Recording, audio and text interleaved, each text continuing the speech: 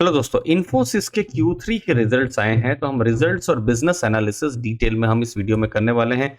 बड़ी कंपनी है, large cap है इन्फोसिस। मार्केट कैप अगर हम देखेंगे 7.5 लाख करोड़ से बड़ा का हमको देखने को मिल रहा है।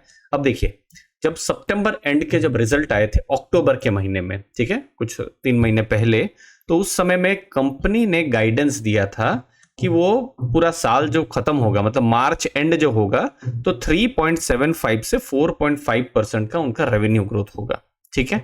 और ऑपरेटिंग मार्जिन जो है, मतलब एबिट मार्जिन आप मान सकते हैं, वो 20 से 22% रहने की उम्मीद थी। ठीक है। अब रेवेन्यू ग्रोथ का गाइडेंस देखिए, उन्होंने हायर एंड में 4.5% कहा था। अब हायर एंड में वो कह रहे हैं 5% तक वो ग्रो कर सकते हैं। और जैसे जैसे Q3 आया, तो अब तो एक ही क्वार्टर बचा है, तो और ज्यादा मैनेजमेंट को क्लैरिटी आई। तो ओवरऑल आप मान सकते हैं 4.5 से 5% का ग्रोथ में, मतलब पिछले साल के जो रेवेन्यू ग्रोथ है उससे थोड़ा ज्यादा, लगभग इस रेंज में ग्रोथ उनको देखने को मिलेगा, जो कि अगेन एक अपवर्ड गाइडेंस से पॉजिटिव चीज है। ऑपरेटिंग मार्जिन को लगभग उसी सेम रेंज में रखा गया है दोस्तों। अब देखिए, ऑपरेटिंग मार्जिन अभी के जो रिजल्ट आए हैं 21.3% हमको देखने को मिला है। ईयर ऑन ईयर जो ग्रोथ है वो सीसी कांस्टेंट करेंसी में 6.1% देखने को मिला है। ईपीएस का जो ग्रोथ है वो 11.4% देखने को मिला है। ठीक है।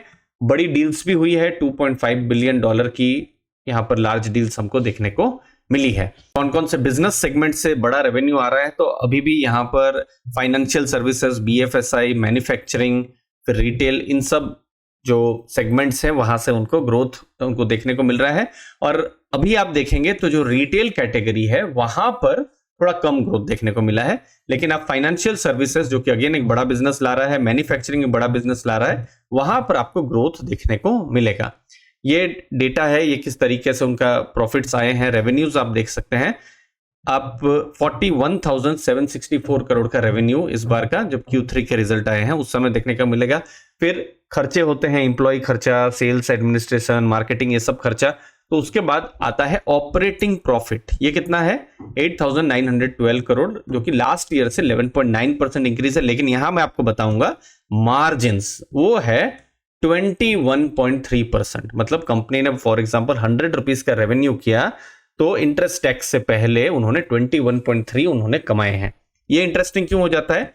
क्योंकि पिछले साल, मतलब अगेन पिछले, मतलब अब तो 2023 की बात हो गई, दिसंबर 2023 में 20.5% के मार्जिन थे, जो कि मार्जिन में इंक्रीज इस बार देखने को मिला है, जो कि अगेन एक पॉजिटिव मान सकते हैं। और जो प्रॉफिट्स हैं वो 11% से ऊपर हमको देखने को मिले हैं। इस बार का अगर आप प्रॉफिट देखेंगे तो 6,822 करोड़ का देखने को मिल सकता है, और इस बार हमको देखने को मिला है।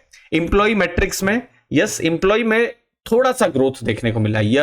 अगर हम ईयर ऑन ईयर देखें तो थोड़ा सा इंक्रीज है, बट यस, क्वार्टरली हमको थोड़ा सा ज्यादा इंक्रीज देखने को मिल रहा है। 3.71 लाख थे, अभी 3.23 लाख हमको देखने को मिल रहा है। तो इंप्लॉइज में हमको थोड़ा सा इंक्रीज देखने को मिला है। तो की पॉइंट्स क्या रहे हैं अभी के जो इन्फोसिस के रिजल्ट्स के? कि मार्जिन इंप्रूव हुआ है, गाइडेंस को उन्होंने अपग्रेड किया है, लार्ज डील्स जो है वो इंक्रीज हुई है, और मैनेजमेंट कमेंट्री में बीएफएसआई पर जो है पॉजिटिव है। तो यहां वैल्यूएशन अगर आप देखें 27.3 है। Strong return on capital employed 40%, return on equity strong है लगभग 32% के आसपास, लगभग ना के बराबर डेट है। तो ये सब कुछ पॉजिटिव चीजें हैं। डिविडेंड यील्ड 2.09%, लेकिन डिविडेंड अभी Q3 में एक्सपेक्टेड नहीं था, लेकिन यस, Q4 में डिविडेंड एक्सपेक्टेड हो सकता है। तो वो जैसे जैसे दिन आएंगे तो हम आपको बताते रहेंगे। अब देखिए, 10 ईयर का अगर आप इन्फोसिस का पी रेशियो देखते हैं 21.4 के आसपास देखने को मिलेगा। अब जनरली आप देखेंगे 2016, 17, 18 उस समय में पी रेशियो 16, 17 का ही था, लेकिन पोस्ट कोविड हमको देखने को मिला है एक बड़ा प्रीमियम हमको देखने को मिला। इनफैक्ट 2021 का जो बिल्कुल जो आईटी सेक्टर का जो बुलरन था, खासकर 2020-21 के समय में, आप देखिए उस समय में 36, 37 का भी पी रेशियो इन्फोसिस को उस समय में मिला हुआ है। अगर हम अभी 5 साल की अगर हम बात करते हैं तो मीडियन पी 27-28 के आसपास है, और अभी क्या पी रेशियो चल रहा है? लगभग उतना ही। तो पिछले 5 साल का जो वैल्यूएशन है उसके फेयर वैल्यूएशन में आप मान सकते हैं, और लॉन्ग टर्म के वैल्यूएशन से थोड़ा प्रीमियम हमको वैल्यूएशन के हिसाब से देखने को मिल रहा है। आईटी सेक्टर के ग्रोथ के लिए डिस्क्रिशनरी डिमांड जरूरी है, क्योंकि मैक्सिमम बिजनेस जो डिस्क्रिशनरी बिजनेस जो यूएस से या यूरोप से आता है, इनफैक्ट बड़ा 80% से ऊपर बिजनेस इन्हीं दोनों ज्योग्राफीज पर डिपेंड करता है। तो वहां पर अभी भी डिस्क्रिशनरी जो खर्चे हैं, जो बड़े क्लाइंट्स हैं, वो कम कर रहे हैं।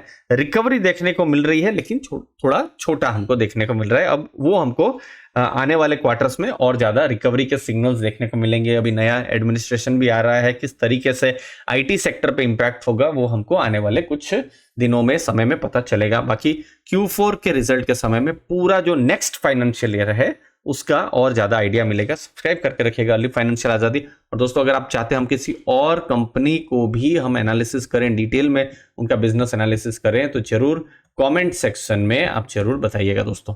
थैंक यू, धन्यवाद आपके टाइम के लिए। थैंक यू दोस्तों।